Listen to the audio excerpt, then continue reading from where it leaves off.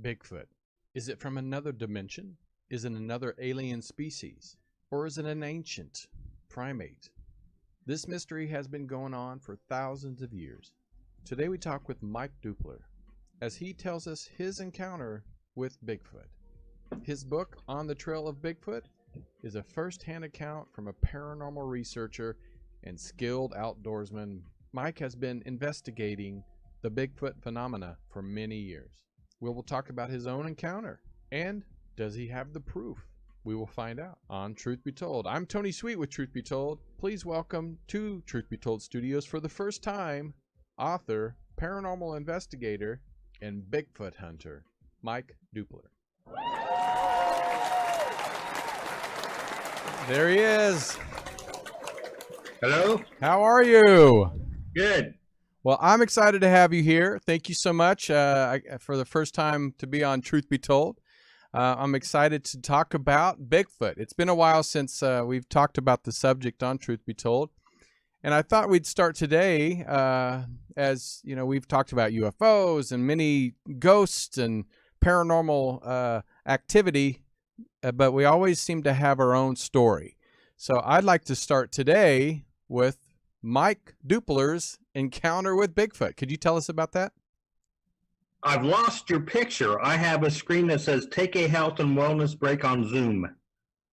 Well, if you want to take a wellness break, you can, but right now we're still live. I'll try to fix that as you talk about your story. Okay. What got me interested in this, well, I had an interest to begin with. I've seen the documentaries and that type of thing on TV as I was growing up. I was in Oregon with my daughter. I actually do ghost hunting also, and we went to the Shanghai tunnels in Portland, and we stayed at a cabin in a Oregon State park that was halfway between Portland and the ocean. So one morning we decided we'd get up and we'd drive out to the ocean, spend the day. And we're driving the back roads in Oregon, and I noticed out in a field that there were these trees that were stuck in the ground upside down. Right. So I took pictures. I had watched a documentary called Missing Monsters of Alaska. And one of the segments was Prince of Wales Island, where the locals said that the hairymen would take blown down trees and stick them in the ground upside down to mark territory. So I saw these trees like that, and I says, man, could that be Bigfoot doing this? So when I got back to Ohio, I got my sister and drug her to Salt Fork State Park outside of Cambridge, which is supposed to be the hotspot in Ohio for Bigfoot. We didn't know what we was doing. We just parked the car and we were walking this path that goes around the lake, and we wandered up a ravine, and we decided we'll just sit there a little while, just listen, see if we can hear anything, whatever. So we sitting there, and my sister looked down and saw what looked like a track pressed into the leaf litter. I mean, it was the perfect outline of an 18-inch Bigfoot track. So that was our first encounter with the Bigfoot evidence, and we found it in the very first place we looked. So we decided that we would come back from time to time and check it out. I'm from Columbus, and it was about an hour and a half drive to Salt Fork, Cambridge, so it wasn't too bad. So we went back a few months later to the same area, and we climbed the hill where, at the bottom of where we were sitting, we climbed up the hill because we saw what looked like bent trees at the top of this hill. So we climbed up there, and we saw this classic Bigfoot structure. Now, Salt Fork is a hot spot, so a lot of people go there. So I'm just wondering, okay, did somebody set this up or something like that, you know? So we looked around, we took pictures, and not knowing for sure if this was an actual Bigfoot structure or something that somebody made up or whatever. But I found out that the people who investigate at Salt Fork usually go like on overnight campouts or organized group events, that type of thing. The BFRO does campouts and stuff like that. And the times that we were there, we never did see anybody else in the woods investigating. So we went back from time to time, and every time we went back, I would take pictures of this structure. And I noticed over time that the structure had changed. Branches or logs or whatever were added to it or taken away, just subtle changes. And that led me to believe that this probably was authentic, because nobody would go back there and just change one or two things on it from time to time. And I'm thinking that this could possibly be a way that they communicate, being so scattered that people can look at this and say, you know, Aunt Betty's in town, or Right. Julianne's pregnant, or whatever, you know, whatever message they want to convey. But changing that message changes what, you know, what it says or what they want to convey. Well, let me ask you this. So you said the structure. So are you saying that the Bigfoot is known for creating, you know, like not buildings, but like structures for like sleeping or resting or storage, or what is that?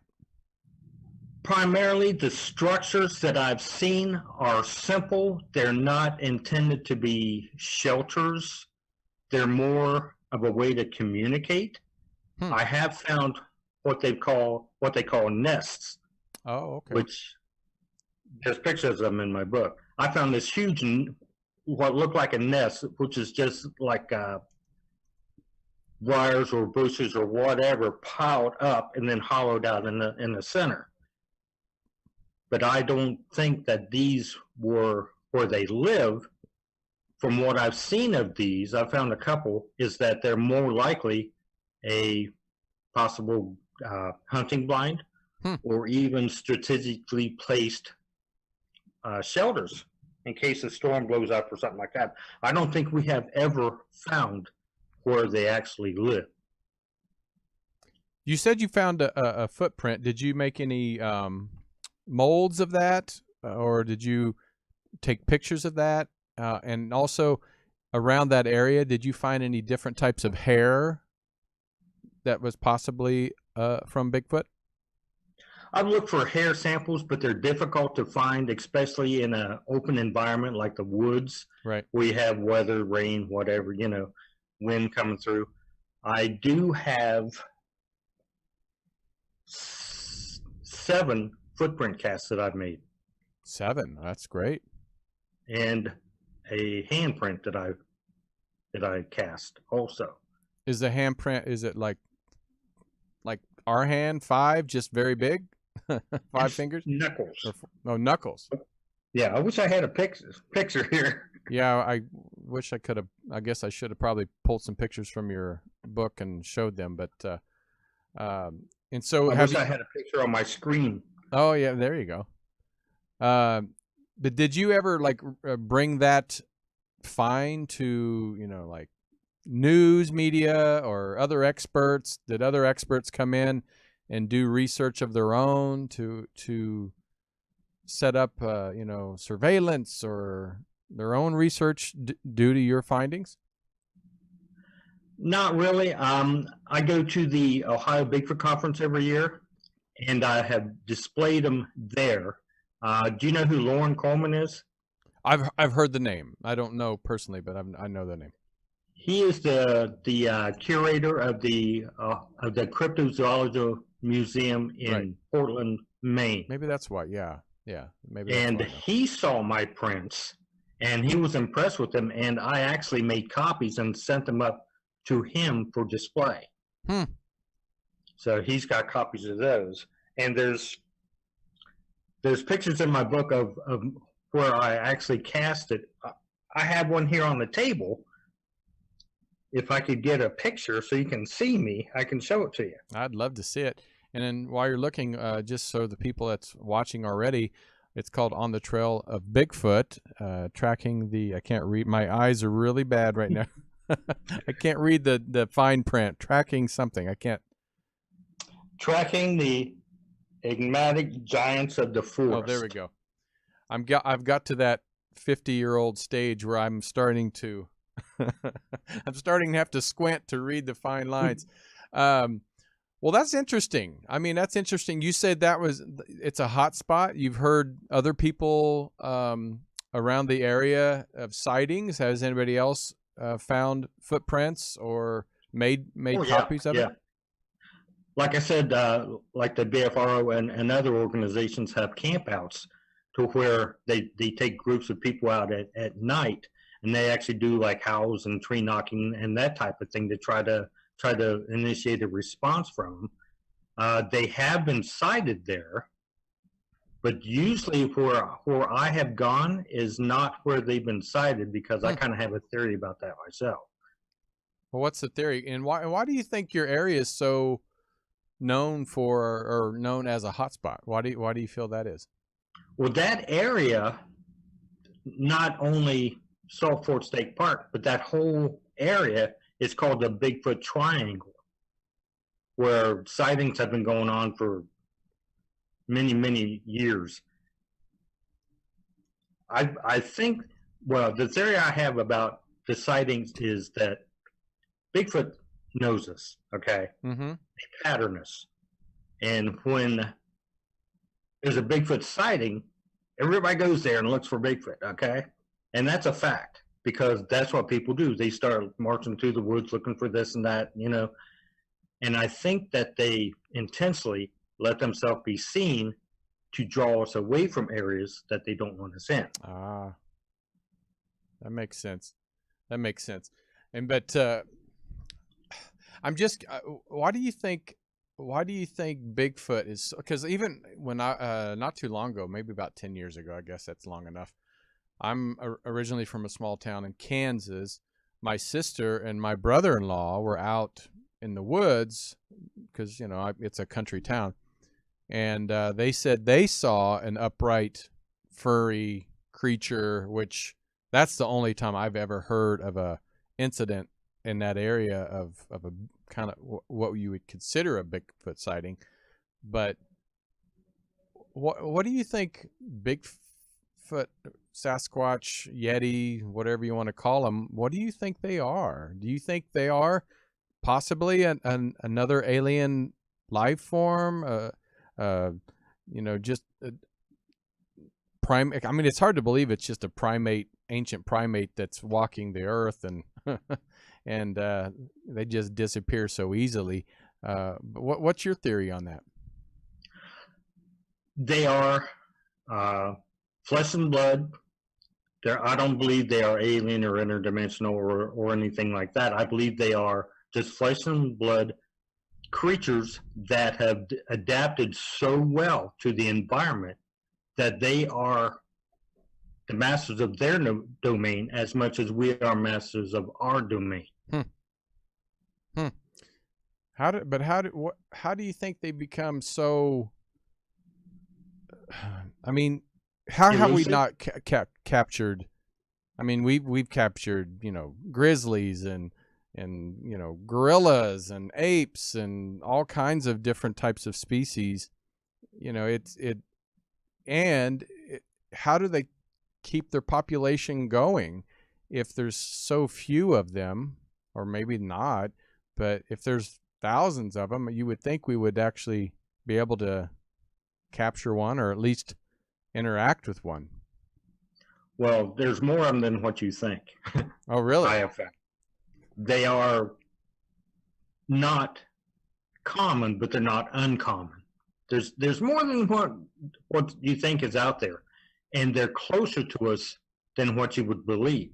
You would think that they were in the Pacific Northwest, and they're miles and miles and miles back in the forest, which they probably are.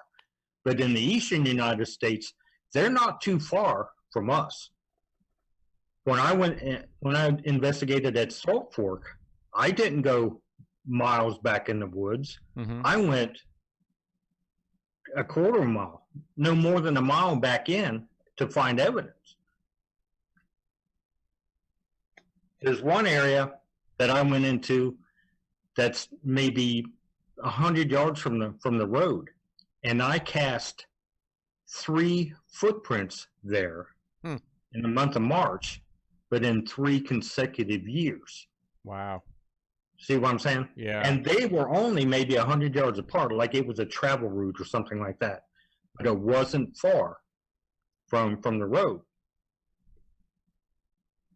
Do you think, because we always hear about footprints that are huge, you know, big footprints. Have you ever have you ever saw maybe, you know, young Bigfoot or children of, you know, the adults of Bigfoot? I mean, have you ever seen like a family markings of Bigfoot? I have a juvenile footprint cast. Oh, you do? Yeah. Wow, that's unusual. Can you look at this? I was in that area I was telling you about, but I moved farther back in. Right. And this was in March, April, that time of year. But I like to go that time of year because after the snow melts and the rain starts, right, all the mud is all nice and ooey gooey and it leaves good tracks and stuff. But I was walking back in the woods and I was following a game trail, and there was one track where it broke through the frost into some moss, and it was juvenile print. There we go. You see me now? Oh, I can see you. Yeah. Okay, I can see you. Oh, perfect. My wife fixed it. She's my technical assistant here. Okay. Yeah. But I think what this did was it walked along the game trail. It didn't walk in the game trail, but when it crossed, it broke through the frost into the moss and left a track, and I cast that track. And so, do you keep all your? Oh, is this it? This is. Oh wow. One from Salt Fork. It's 18 inches. Damn, that's big. Long and 6 inches wide.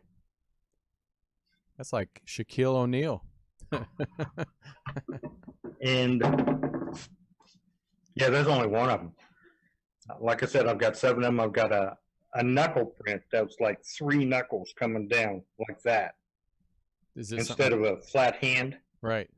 It's like that. Was it next to feet tracks? No.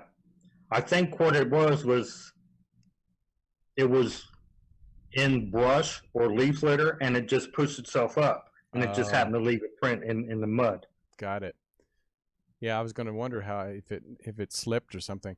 Well, I have a question when it comes to your research. You know, we heard about the structures. What other facts that we know about Bigfoot, whatever you want to call it, Sasquatch?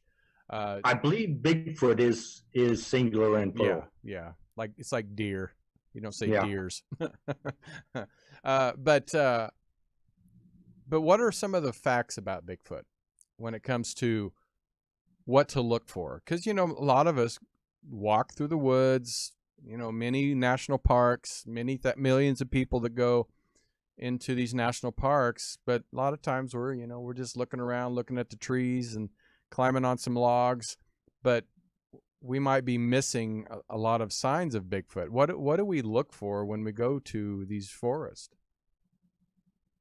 Well, I'm in Tennessee now. Okay. Oh wow. And there's an active area in Tennessee that I investigate. There's never been a reported sighting there, so nobody goes down there and investigates it. But what I do is I drive down these old country roads, these old dirt country roads and stuff, and I look for tree structure sign. The most telltale evidence would be bent trees. If you see an arched tree that's anchored, that usually tells that there's something there. That's like a signpost.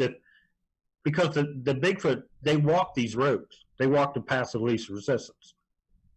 And I have found plenty, lots of structures that way, just driving down roads. Look for the bent trees, and then you look for types of structures. But you have a couple of things to look out for. One thing is it natural? You look for root bases. You look for, could somebody have done this? Does somebody live nearby playing a joke or hoaxing or that type of thing? And then the type of structure, there are books available that give drawings of various structures. And you can look at that and say, well, this is this type of structure, this is that type of structure. But the main thing you want to look for is if it's not natural, if it has been placed there, and if it's something heavy that's been placed there. Right. That's one thing to look for. That's mainly what I look for when I begin. And then from there, you can go further back in. You can look for tracks, right. Tree breaks, broken branches, that type of thing. That will give you an indication that something is in there. Well, how do we know? Just because not where I'm from, but actually there has been some bear sightings, but it's very rare in Kansas. But in most of these national forests, there's bears and grizzlies and brown and how do we know that grizzlies have not broke the branches or bent a tree trying to climb up the tree or whatever? How do you know the difference? Well, usually if a bear does that, a bear will leave scratch marks or claw marks on the tree as it's going up. Now, in Ohio, there are very, very few bears in Ohio. Right. So that really wasn't a factor. But here in Tennessee, there are bears. I've seen some bear signs, but I've never seen a bear in the woods, primarily because they're nocturnal and I go during the daytime. And what do we know anything about the dietary needs of Bigfoot? Is it meat eaters, more vegetarian, vegan, the local vegan store? I mean, what do we know about their dietary? Well, they are the hippies of the woods. So. Right. Peace, love, and herbies. The thought is primarily they're meat eaters, basically deer. There's been a lot of reported deer kills where the legs are broken so they don't run off, and then they scavenge from that. I believe they're omnivores. I believe they'll eat vegetation also. Cattails are a good source of protein and starch, but they're everywhere. Just look for wetlands. One thing that I've found is usually where I find Bigfoot, there's usually a bunch of sassafras. Now, I don't know if that's a factor or not, but people have used that for medicinal purposes. They might use it for a medicinal purpose. We don't know. Right. I'm sure they're intelligent enough to be able to determine medical plants. Well, what I want to do is I'm going to take a quick break because coming up in June, truth be told, myself and I have some new co-hosts coming in that we're going to be at the Contact in the Desert. So we're excited that June 25th through 28th, we're going to be interviewing a lot of the speakers, and also I'm going to have the great fortune of introducing some of the speakers in their first virtual event. And as most of us know, Contact in the Desert is usually a in-person event out in Palm Springs, and so what I'm going to do is just show a little video. So when we come back, Mike, I'd like to talk about communicating with Bigfoot and how do we attract them through noise and frequency or whatever that is. So don't go anywhere. I'm talking to Mike Dupler. He's the author of the book On the Trail of Bigfoot. I mean, the hairy beast, right? Or the hairy hippies of the woods. There you go. We'll be right back. When you start to ask the question, it unfolds the fabric of space itself, how it's made. What is it made of?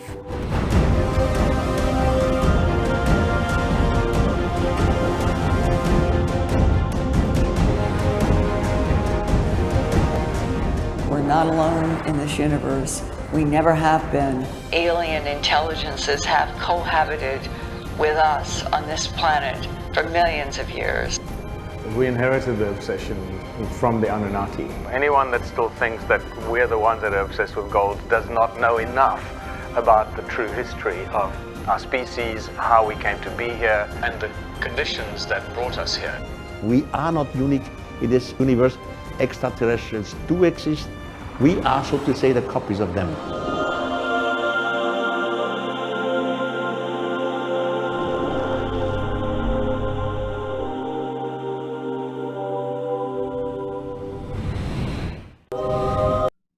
All right, well, we're back. And yes, if you just saw the video of Contact in the Desert, please go online, contactinthedesert.com, get your tickets to the virtual event.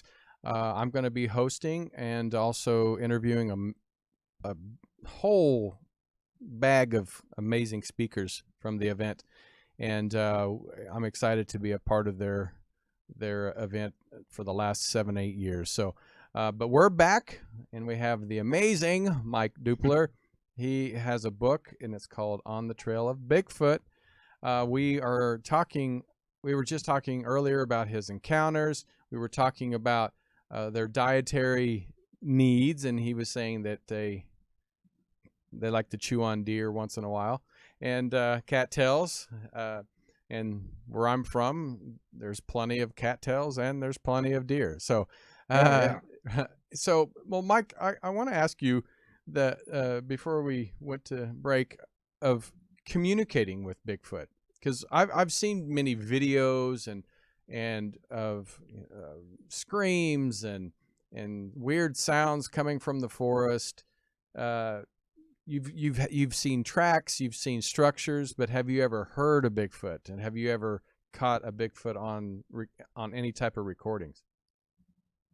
Okay, I'll tell you about one encounter that my sister and I had. I like to drag her along because I can run faster than she can.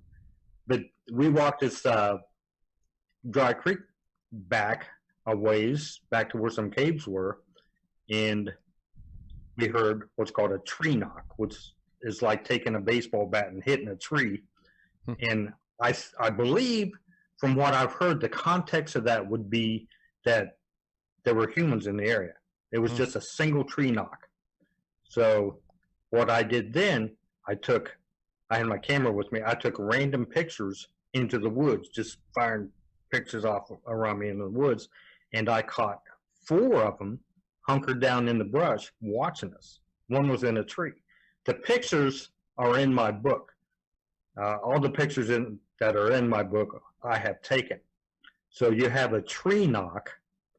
On 2 separate occasions, I've been growled at, which means I'm too close, back off.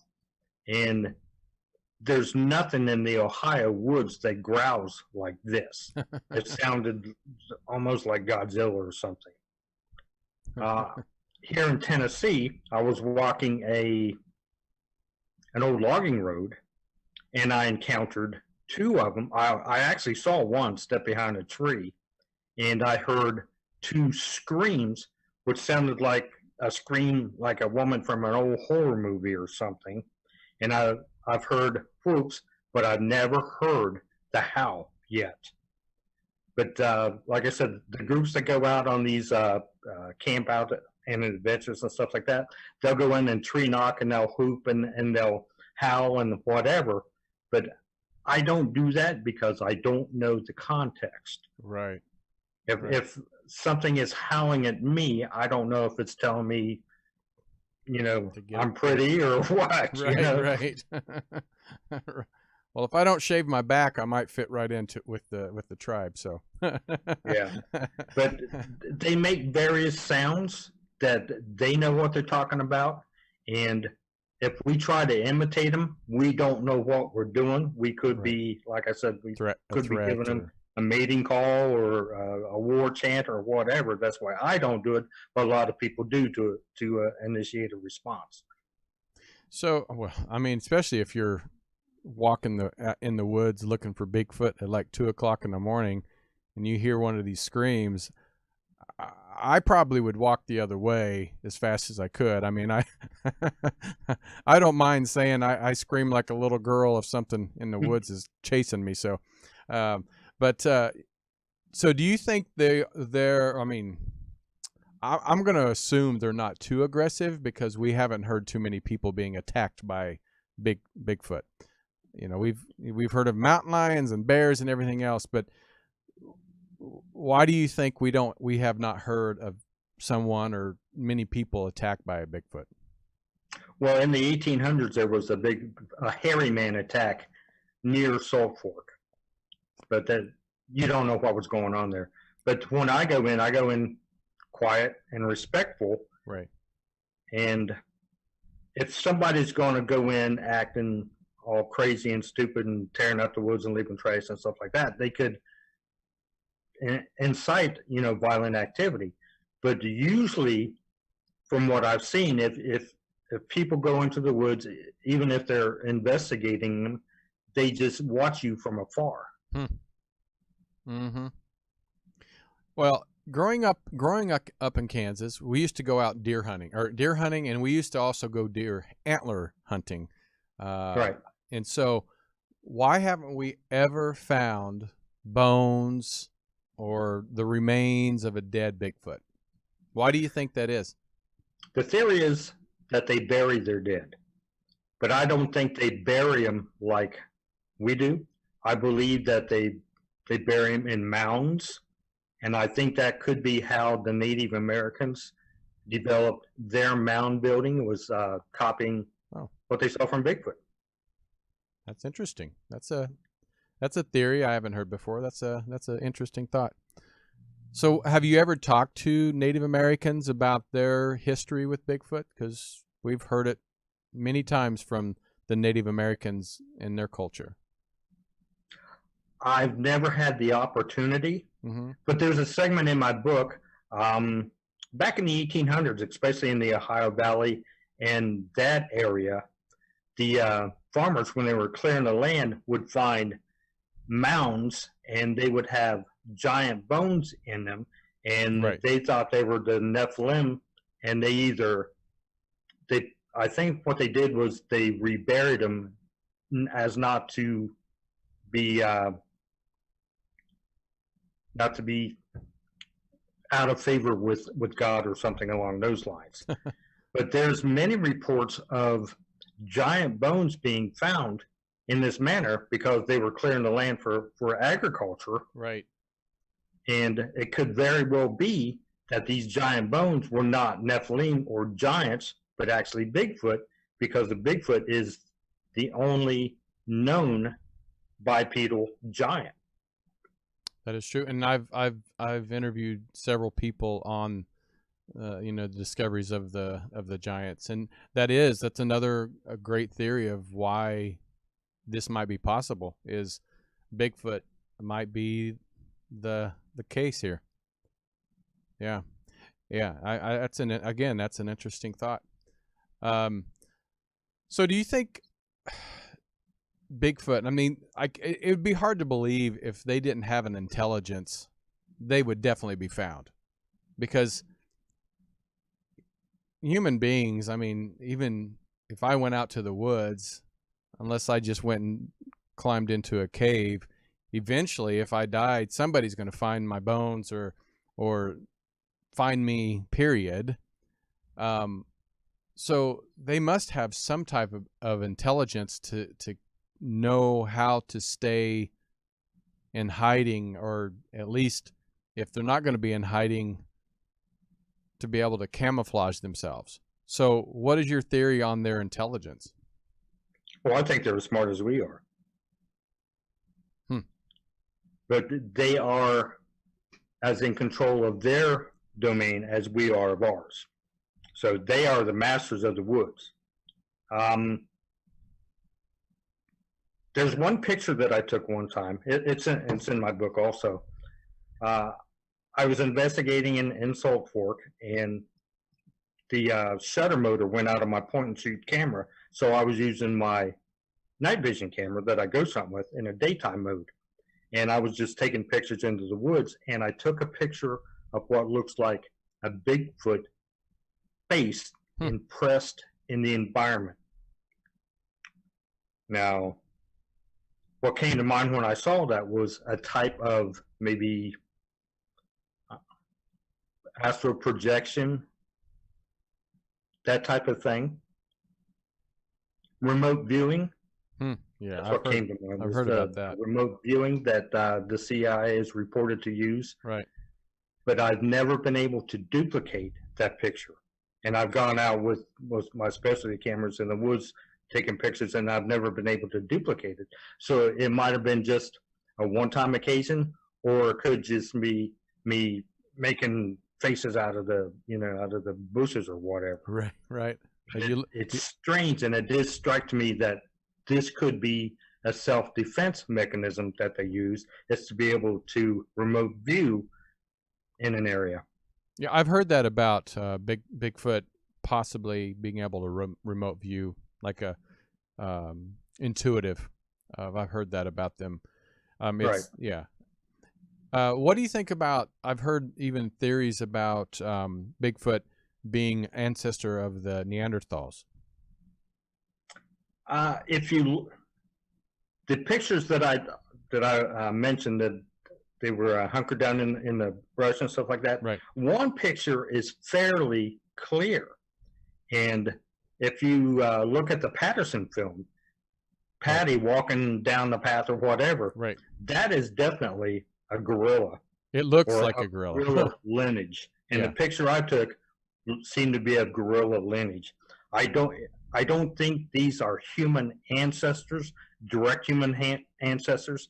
I believe they belong in the primate tree of evolution, but they are more akin to a gorilla than they are to human beings. Wasn't it like back in the late 1800s, early 1900s? I know I'm no expert, but when they first found gorillas, in the jungles, it was pretty. I mean, to be able to walk through a jungle and all of a sudden come upon creatures that look like humans, but they're all hair. I mean, I'm sure that freaked them out when they first saw a gorilla for the first time. Right. But do you think? Because I mean, gorillas, apes, and monkeys, they're very intelligent. I had a friend that had a monkey, and it learns how to turn the TV on and turn the microwave on. I mean, it baffles me how smart they can be if they just have like young children, of being able to teach them.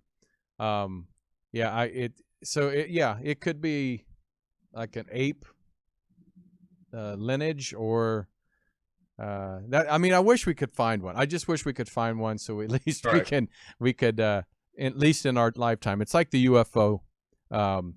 It's like in my lifetime, I want them to come down, land right in front of everybody, and said, "We're here." It's like a Bigfoot. It's like I don't want to kill a Bigfoot, but it'd be nice to be able to finally see what you've learned about all your life.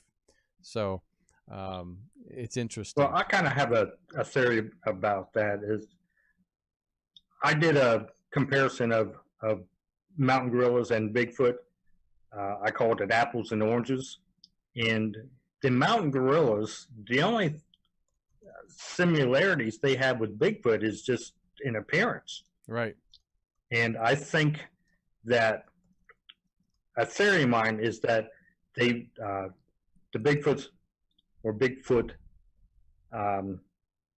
migrated from Africa into Europe. Okay. And going from jungle to forest, the Bigfoot would have to learn how to kill prey, right, like deers, whatever. And that's how they became bipedal, to free up their arms, because they can, one theory of mine, they can throw a rock and take a deer down from a fair distance. But moving into forest and become bipedal to free up their arms to eat animals, and the animal protein actually increase their intelligence, their brain capacity. and eventually they moved across ice floes into North America through Canada and Iceland. That's just a theory, but because I mean, in the Himalayas, you know, they have the Yetis, and I would assume that if the gorillas or whatever moved into the Himalayas, that would have been a big shock to the system, going from a tropical to freezing. So do you think? Well, actually, I think the Yeti Uh-huh. and the Yeren are relic Gigantopithecus. Oh, really? Mm-hmm.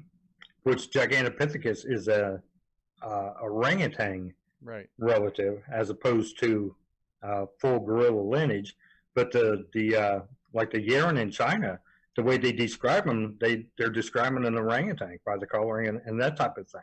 So those could be relic Gigantopithecus populations. I mean, that's possible. That's possible because, I mean, there's a lot of similarities. It's just, you know, but it would be, like you said, from the ape family. Exactly. So when people come to you and say, "Oh, wait a minute, somebody," I'm going to ask my co-host here in a second because we only have about 7 minutes left. And my co-host are the people in the chat room, and I really appreciate you guys always asking questions. And I'm going to go ask a few before we get out of here. But Jesse, we kind of already answered this, but I'm going to have Mike answer it again. But Jesse was saying, are Bigfoots an ET race or some kind of ET bodyguard? And I have to say, before you answer that, Mike, a lot of times Bigfoot sightings or hotspots are also UFO hotspots. Why do you think that is?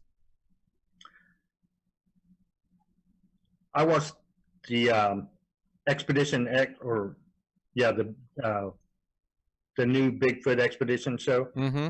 and they were in Oregon, and they were in Bigfoot active areas, and they saw lights in the woods, and they were associating those with Bigfoot. They could be associating those as UFOs. Right. But I have seen the Brown Mountain Lights. Have you ever heard of the Brown Mountain Lights? The Brown Mountain Lights. I have not. Yes. Okay. Explain that. Google that. But Brown Mountain Lights are like spirit lights, have been reported for hundreds of years. And I actually had the opportunity to see these. We went there and went up on the mountain and parked and watched. And what these are just orbs of light in the woods that would blink on and blink off. They were multicolored, but I'm sure these were naturally occurring, but of unknown origin. And when I saw the lights on this TV program, that's exactly what I saw in North Carolina in the Brown Mountain Lights. So what they're seeing and associating, I think it's just two totally different things. I think these lights, like I said, are naturally occurring, but of unknown origin. Now, they've reported Bigfoot's coming out of UFOs or that type of thing, or Right. why would something that's not even known to use fire, how could they travel the universe? That's a question I would have. And they've been here for a very long time. Right. Yeah, they've definitely been here for, longer than the tales of Bigfoots have been here. I mean, we've heard about them for thousands of years of sightings. Right. Well, we only have just a few minutes left. So, Mike, what made you want to write this book? Was it just, kind of like your diary of putting things together and say you want to share it with the world, or is this kind of why did you decide to put this together, this book right I here? wrote this book because when we would go, we would find so much out there and so many interpretations on what things could be. Like I have found stick structures that I am sure are artistic expression, that type of thing. And the multitude of configurations of these structures is amazing because you can find thousands of different ones, Right. but you can find some that are the same from one end of the country to the other. Like it's learned behavior. Right. It's just like I said, the information that's out there, the information that I've found, it's just amazing to me. Yeah, I've heard all kinds of, stories and theories, and that's why I love to hear different people's perspective, because everybody has their own journey, and that's why we have people like you on to hear your thoughts. And what if somebody decided, one of our listeners or viewers said, you know what, I think I've heard about, Old Brown's place up in the mountains. They see a lot of hairy creatures up there, but they want to maybe do some UFO tracking. What's the best way to start, and what kind of equipment do you need, and all that to make sure you're prepared to do the Bigfoot hunting? All I take with me is a tape measure and a camera. That's all. But I do all of my Bigfoot hunting during the day, because I don't think they're nocturnal. I think if they do run around at night, they have like a segmented sleep or something along those lines. They don't have the adaptations to be fully nocturnal. So I go in the daytime, and I've encountered in the daytime. I've been growled at in the daytime. The whoops and the screams and everything like that I've encountered has been in the daytime. But if you're going to start looking for Bigfoot, what I recommended is drive around these old country roads, look for bent trees, and then look for suspicious structures that don't seem natural. And that'll start pointing you in the right direction. But like I said, take a camera, take a tape measure, maybe stop by Walmart and get some plaster of Paris if you find a track to cast. But that'll get you going. And do you recommend any type of Bigfoot clubs or online gatherings where people trade, Bigfoot information? You have the BFRO, which is like the organization. But on Facebook, there's all kinds of Bigfoot groups, and they go by region. There's Georgia, Tennessee, Ohio, whatever. If you want to get with these guys, join these groups, they might be able to point you to hotspots in their areas. Like I said, Salt Fork was a hotspot in Ohio. Right. They might be able to point you towards that or whatever to get you going. Well, I have to say this has been great. I love your story. I love your encounter, and thank you for sharing that with us. You can go out and get the book, On the Trail of Bigfoot. Where can we find it? It's available on Amazon. It's available on Barnes & Noble, and it's available, I have it written down here, Indie Bound, INDIE Bound online. You can also get it there. All right. Do you have any, like a website, social media people can follow you for any updates? I have an author's page on Facebook. It's just author Mike Dupler, and I post events and that type of thing from time to time. Any part two? It's a thought. All right. Well, I have some wild theories that I'm considering, but that's just kind of in the back of my mind, because there's some questions and there's some dots that need connected that leads to a whole different area. So that's great. Well, thank you, Mike. We really appreciate you being on Truth Be Told. And so we'll talk to you soon and have you back when you got some more information. All right. Thank you. Thanks for having me. Thank you, sir. Appreciate it. And Okay. you guys, please go out and get this book, as you can see, On the Trail of Bigfoot. And for this coming June, you guys can get your virtual tickets to Contact in the Desert. Again, I'm going to be a host, and I'm going to be interviewing a lot of the speakers. I can't wait to share that with you. But we're also going to be giving away virtual tickets on Truth Be Told. So make sure you go to our Instagram. We just created it, so we'd love to have you follow us, Truth Be Told Paranormal. Go to our website, truthbetoldworldwide.com, and follow us on all the podcast outlets. And we appreciate you. And don't forget to watch us if you're in the Boston area. Truth Be Told is on WCRN TV channel 31. And until then, till next time, this is Tony Sweet with Truth Be Told. Thank you, guys. Talk to you soon. Bye. Bye.